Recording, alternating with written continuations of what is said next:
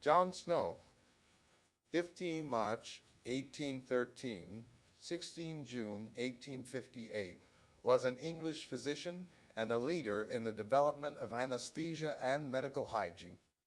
He is considered one of the founders of modern epidemiology, in part because of his work in tracing the source of a cholera outbreak in Soho, London, in 1854, which he curtailed by removing the handle of a water pump.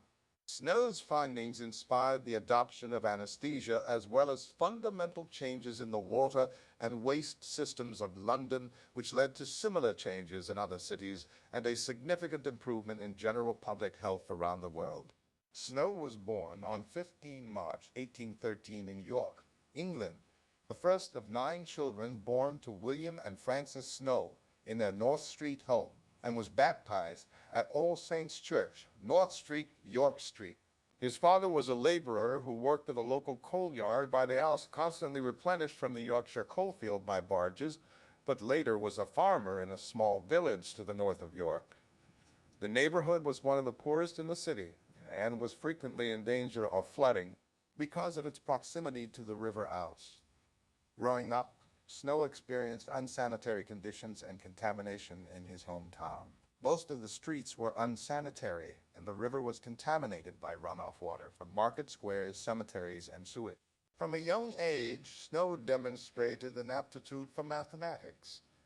In 1827, when he was 14, he obtained a medical apprenticeship with William Hardcastle in the area of Newcastle upon Neat.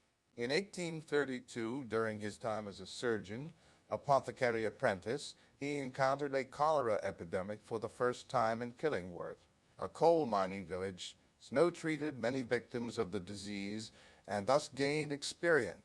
Eventually, he adjusted to teetotalism and led a life characterized by abstinence, signing an abstinence pledge in 1835. Snow was also a vegetarian and tried to only drink distilled water that was pure. Between 1832 and 1835, Snow worked as an assistant to a colliery surgeon, first in Burnopfield County, Durham, and then in Patley Bridge, West Riding of Yorkshire. In October 1836, he enrolled at the Hunterian School of Medicine on Great Windmill Street, London.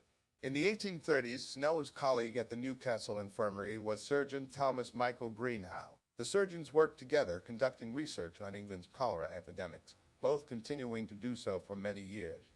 In 1837, Snow began working at the Westminster Hospital.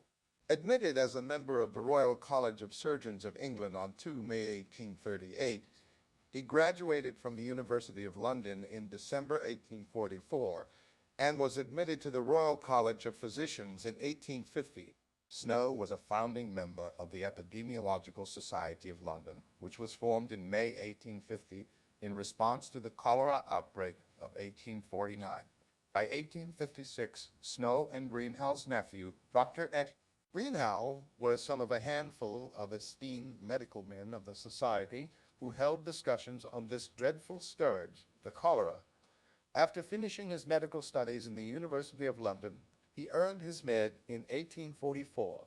Snow set up his practice at 54 Frith Street in Soho as a surgeon and general practitioner. John Snow contributed to a wide range of medical concerns, including in anesthesiology. He was a member of the Westminster Medical Society, an organization dedicated to clinical and scientific demonstration. Snow gained prestige and recognition, all the while being able to experiment and pursue many of his scientific ideas. He was a speaker multiple times at the Society's meetings, and he also wrote and published articles. He was especially interested in patients with respiratory diseases and tested his hypothesis through animal studies. In 1841, he wrote on asphyxiation and on the resuscitation of stillborn children, which is an article that discusses his discoveries on the physiology of neonatal respiration, oxygen consumption, and the effects of body temperature change,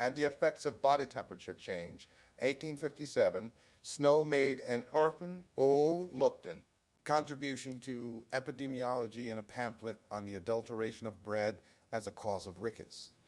Snow's interest in anesthesia and breathing was evident from 1841, and beginning in 1843, he experimented with ether to see its effects on respiration. Only a year after ether was introduced to Britain in 1847, he published a short work titled On the Inhalation of the Vapor of Ether, which served as a guide for its use. At the same time, he worked on various papers that reported his clinical experience with anesthesia, noting reactions, procedures, and experiments. Within 2 years of ether being introduced, Snow was the most accomplished anesthetist in Britain. London's principal surgeon suddenly wanted his assistance. As well as ether, John Snow studied chloroform, which was introduced in 1847 by James Young Simpson, a Scottish obstetrician. He realized that chloroform was much more potent and required more attention and precision when administering it. Snow first realized this with Hannah Greener, a 15-year-old patient who died on 28 January 1848 after a surgical procedure that required the cutting of her toenail. She was administered chloroform by covering her face with a cloth dipped in the substance. However, she quickly lost pulse and died. After investigating her death and a couple of deaths that followed, he realized that chloroform had to be administered carefully and published his findings in a letter to the Lancet. John Snow was one of the first physicians to study and calculate dosages for the use of ether and chloroform as surgical anesthetics, allowing patients to undergo surgical and obstetric procedures without the distress and pain they would otherwise experience. He designed the apparatus to safely administer ether to the patients and also designed a mask to administer chloroform. Snow published an article on ether in 1847 entitled On the Inhalation of the Vapor of Ether. A longer version entitled On Chloroform and Other Anesthetics and Their Action and Administration was published posthumously in 1858. Although he thoroughly worked with ether as an anesthetic, he never attempted to patent it. Instead, he continued to work and publish written works on his observations and research. Snow's work and findings were related to both anesthesia and the practice of childbirth. His experience with obstetric patients was extensive and used different substances, including ether, amylin, and chloroform to treat his patients. However, chloroform was the easiest drug to administer. He treated 77 obstetric patients with chloroform. He would apply the chloroform at the second stage of labor and control the amount without completely putting the patients to sleep. Once the patient was delivering a baby, they would only feel the first half of the contraction and be on the border of unconsciousness, but not fully there. Regarding administration of the anesthetic, Snow believed that it would be safer if another person that was not the surgeon applied it. The use of chloroform as an anesthetic for childbirth was seen as unethical by many physicians and even the Church of England. However, on 7 April 1853, Queen Victoria asked John Snow to administer chloroform during the delivery of her 8th child, Leopold. He then repeated the procedure for the delivery of her daughter Beatrice in 1857. This led to wider acceptance of obstetrical anesthesia. Snow was a skeptic of the dominant miasma theory. It stated that diseases such as cholera and bubonic plague were caused by pollution or a noxious form of bad air. The germ theory of disease had not yet been developed, so Snow did not understand the mechanism by which the disease was transmitted. His observation of the evidence led him to discount the theory of foul air. He first published his theory in an 1849 essay on the mode of communication of cholera, followed by a more detailed treatise in 1855, incorporating the results of his investigation of the role of the water supply in the Sohu epidemic of 1854. By talking to local residents with the help of Henry Whitehead, he identified the source of the outbreak as the public water pump on Broad Street, now Broadwick Street. Although Snow's chemical and microscope examination of a water sample from the Broad Street pump did not conclusively prove its danger, his studies of the pattern of the disease were convincing enough to persuade the local council to disable the well pump by removing its handle forceps. This action has been commonly credited as ending the outbreak. but Snow observed that the epidemic may have already been in rapid decline. There's no doubt that the mortality was much diminished, as I said before, by the flight of the population, which commenced soon after the outbreak. But the attacks had so far diminished before the use of the water was stopped that it is impossible to decide whether the well still contained the cholera poison in an active state or whether, from some cause, the water had become free from it. 52 Snow later used a dot map to illustrate the cluster of cholera cases around the pump. He also used statistics to illustrate the connection between the quality of the water source and cholera cases. He showed that homes supplied by the Southwark and Vauxhall Waterworks Company, which was taking water from sewage-polluted sections of the Thames, had a cholera rate 14 times that of those supplied by Lambeth Waterworks Company, which obtained water from the upriver cleaner seething wells. Snow's study was a major event in the history of public health and geography. It is regarded as the founding event of the science of epidemiology, Snow wrote. On proceeding to the spot, I found that nearly all the deaths had taken place within a short distance of the. There were only 10 deaths in houses situated decidedly nearer to another street pump. In 5 of these cases, the families of the deceased persons informed me that they always sent to the pump in Broad Street, as they preferred the water to that of the pumps which were nearer. In 3 other cases, the deceased were children who went to school near the pump in Broad Street. With regard to the deaths occurring in the locality belonging to the pump, there were 61 instances in which I was informed that the deceased persons used to drink the pump water from Broad Street, either constantly or occasionally. The result of the inquiry, then, is that there has been no particular outbreak or prevalence of cholera in this part of London, except among the persons who were in the habit of drinking the water of the above-mentioned pump well. I had an interview with the Board of Guardians of St. James's Parish on the evening of the 7th instant and represented the above circumstances to them.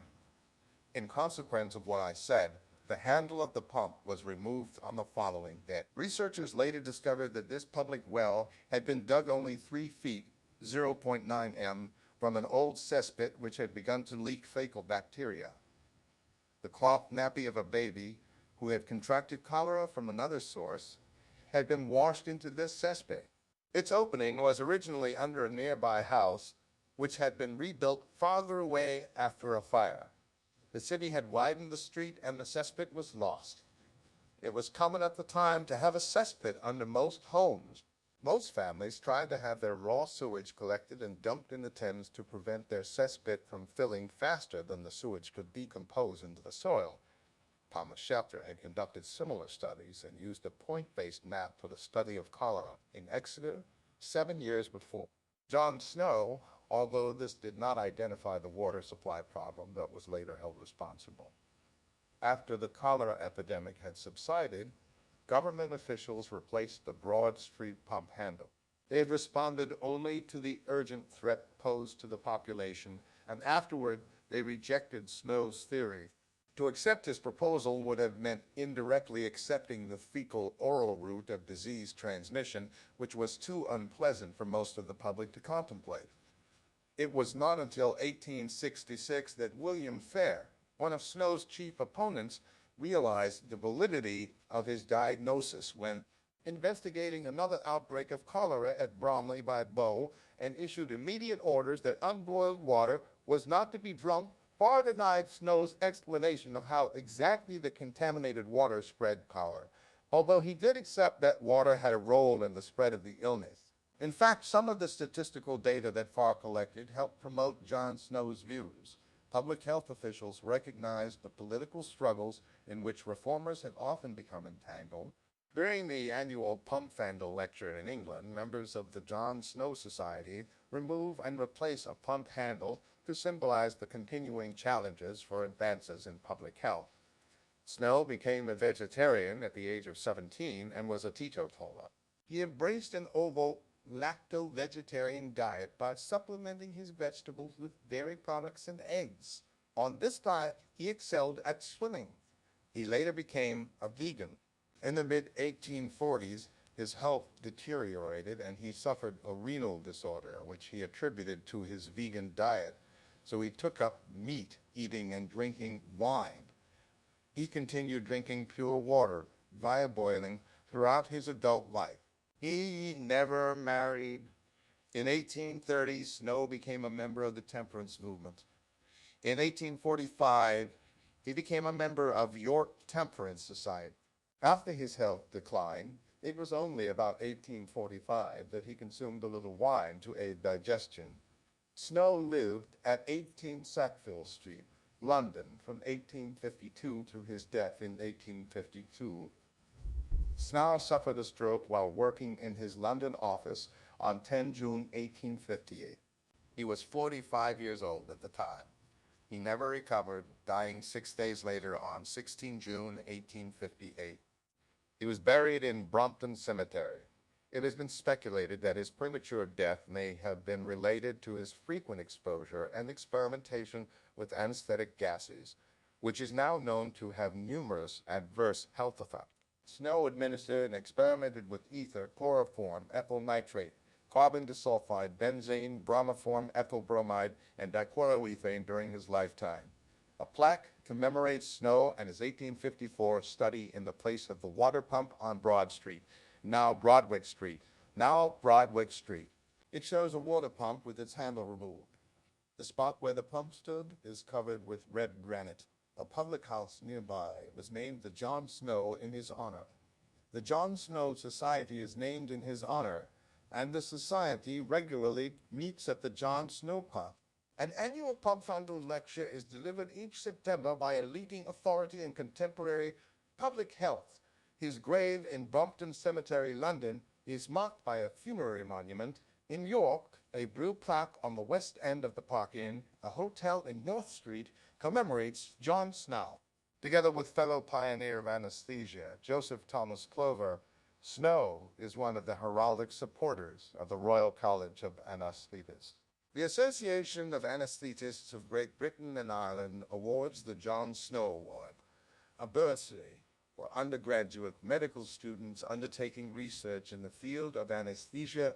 Despite reports that Snow was awarded a prize by the Institut de France for his 1849 essay on cholera, a 1950 letter from the Institute indicates that he received only a nomination for it.